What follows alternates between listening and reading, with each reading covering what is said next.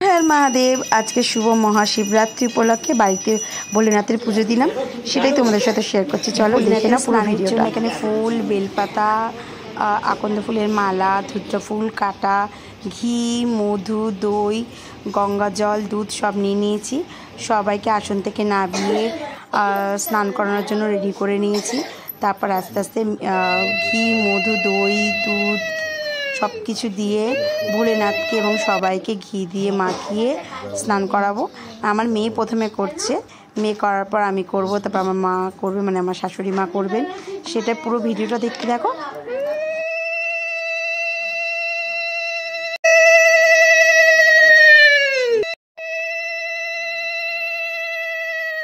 প্রথম মেয়ে এখানে ভোলেনাথকে এবং সবাইকে এক এক করে ঘি, মধু, গঙ্গা জল, দুধ দিয়ে স্নান করিয়ে নিচ্ছে।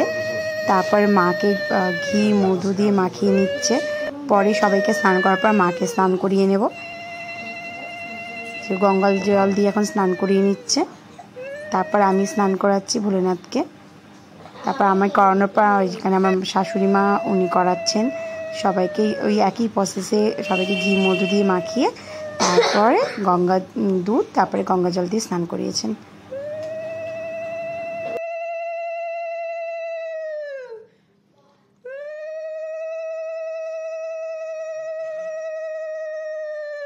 এরপর আমি মা মনসুকে ঘি, মধু, দুধ, দই, গঙ্গা জল দিয়ে ভালো করে স্নান করিয়ে নিলাম।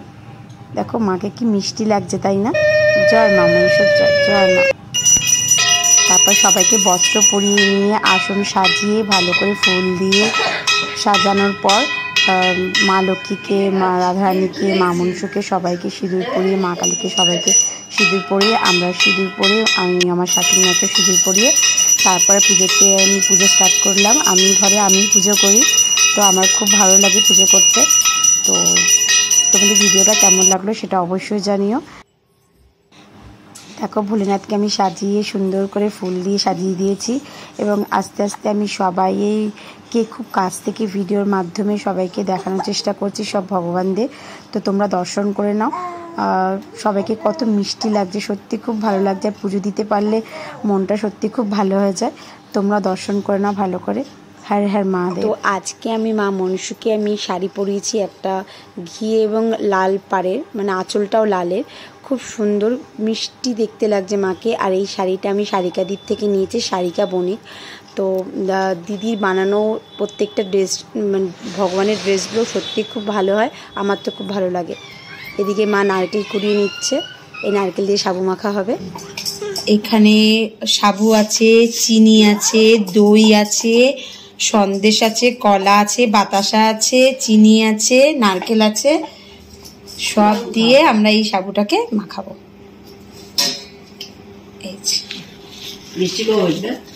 শিবরাত্রিতে ভোলেনাথের এই প্রসাদটা